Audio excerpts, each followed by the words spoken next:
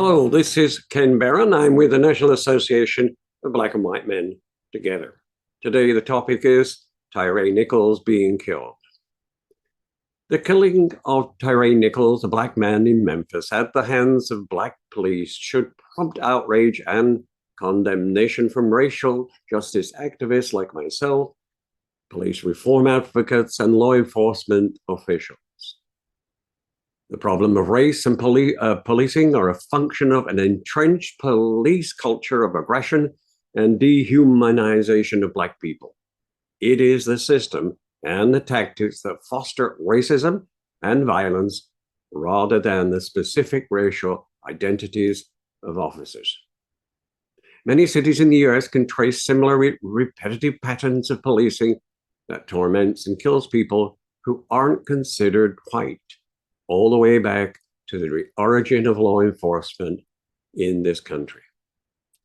Memphis officers took turns kicking Tyre and beating him with batons, acting so nonchalantly afterwards as if they had done the same thing many times before.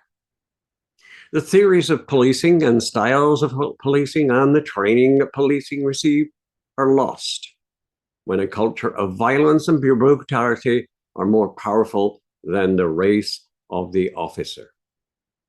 It is hard to stomach when you see everyone involved in this situation is Black.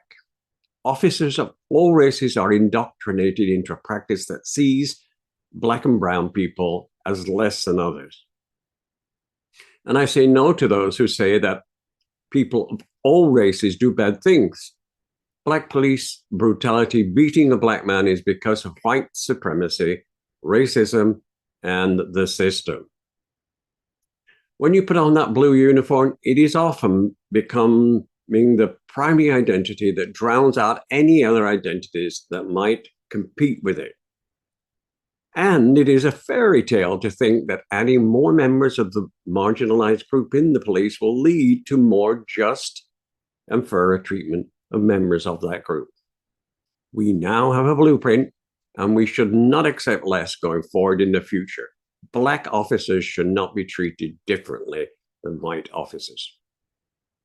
White officers historically don't get prosecuted as much as Black officers. Until we see all officers treated equally, I fear we're going to be here for generations to come. We want equal justice under the law.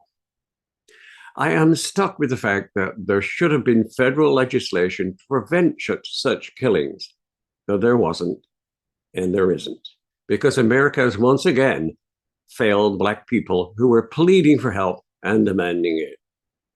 America should be ashamed. It abandoned the issue of police reform. Police unions also learned a lesson that they could survive the most intense denunciation of their practices they have ever faced and still dodge federal legislation to address the violence that happens on their watch.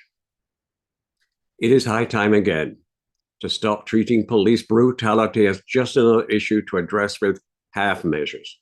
Or will this yet be one more moment when a vicious racist blue line twisting through our nations continues to be as American as apple pie and baseball?